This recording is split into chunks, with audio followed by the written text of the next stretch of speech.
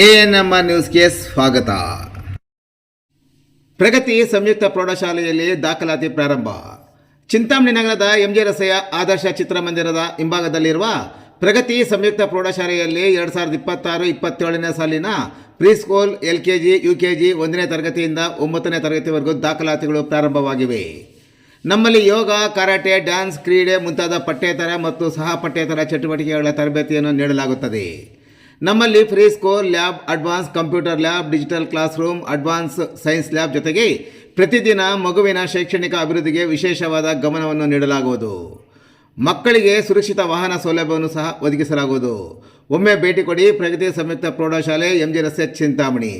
ಹೆಚ್ಚಿನ ವಿವರಗಳಿಗೆ 8776576567 ಮತ್ತು 9164976866 ಮೊಬೈಲ್ ಸಂಖ್ಯೆಗೆ ಸಂಪರ್ಕಿಸುವುದು.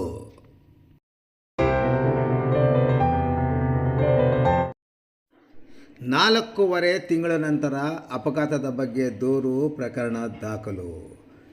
2025 ಡಿಸೆಂಬರ್ 1ರಂದು ಚಿಂತಾಮಣಿ ಮದನಪಲ್ಲಿ ರಸ್ತೆಯ ಐಮ್ರಡಹಳ್ಳಿ ಗೇಟ್ ಬಳಿ TVS ದ್ವಿಚಕ್ರ ವಾಹನಕ್ಕೆ ಅಪರಿಚಿತ ವಾಹನವೊಂದು ಡಿಕ್ಕಿ ಹೊಡೆದ ಪರಿಣಾಮ ಅಪಘಾತದಲ್ಲಿ ಗಾಯಗೊಂಡಿದ್ದ ವ್ಯಕ್ತಿಯ ಮಗಳು 2026 ಏಪ್ರಿಲ್ 14ರಂದು ನೀಡಿದ ದೂರಿನ ಮೇಲೆ ಚಿಂತಾಮಣಿ ಗ್ರಾಮಾಂತರ ಠಾಣೆಯ ಪೊಲೀಸರು 4.5 ತಿಂಗಳ ನಂತರ ಅಂದರೆ ಪ್ರಕರಣ ದಾಖಲು ಮಾಡಿಕೊಂಡು ಮುಂದಿನ ಕ್ರಮ ಕೈಗೊಂಡಿದ್ದಾರೆ.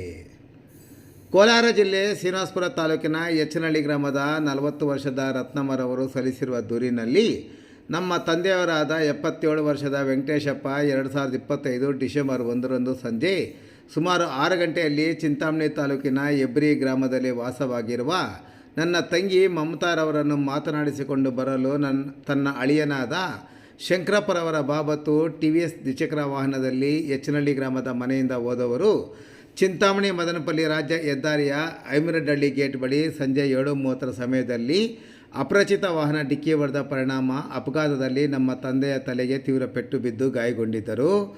ಗಾಯಗೊಂಡ ನಮ್ಮ ತಂದೆಯವರನ್ನು ಚಿಂತಾಮಣಿ ಆಸ್ಪತ್ರೆಯಲ್ಲಿ ಪ್ರಥಮ ಚಿಕಿತ್ಸೆ ಕೊಡಿಸಿದ ನಂತರ ಹೆಚ್ಚಿನ ಚಿಕಿತ್ಸೆಗಾಗಿ ಬೆಂಗಳೂರಿನ ನಿಮ್ಹಾನ್ಸ್ ಆಸ್ಪತ್ರೆಗೆ ಕಳಿಸಿಕೊಟ್ಟಿದ್ದು, ಅಲ್ಲಿನ ವೈದ್ಯರು ತಲೆಗೆ ಶಸ್ತ್ರಚಿಕಿತ್ಸೆ ಮಾಡಿದ್ದು, ನಂತರ ಹೊಸಕೋಟೆಯ MEG ಆಸ್ಪತ್ರೆಯಲ್ಲಿ 1 ತಿಂಗಳ ಕಾಲ, ಬೆಂಗಳೂರಿನ ಉಳಿಮಾವು ಹೋಮ್ ಕೇರ್ ಆಸ್ಪತ್ರೆಯಲ್ಲಿ ಚಿಕಿತ್ಸೆ ಪಡೆದುಕೊಂಡು ಅಲ್ಲಿಂದ ಪುನಃ ಬೆಂಗಳೂರಿನ ಸೆಂಟ್ ಜಾನ್ಸ್ ಆಸ್ಪತ್ರೆಯಲ್ಲಿ ಸುಮಾರು 2 ತಿಂಗಳ ಕಾಲ ಚಿಕಿತ್ಸೆಗೆ ಒಳಪಡಿಸಿದ ನಂತರ ಅಲ್ಲಿಂದ ಪುನಃ 2025 ಏಪ್ರಿಲ್ 10ರಂದು ರಾತ್ರಿ ಸುಮಾರು 8:30 ಗಂಟೆಗೆ ಕೋಲಾರದ SNR ಆಸ್ಪತ್ರೆಗೆ ಕರೆದುಕೊಂಡು ಬಂದು ಒಳರೋಗಿಯಾಗಿ ದಾಖಲಿಸುತ್ತೇವೆ.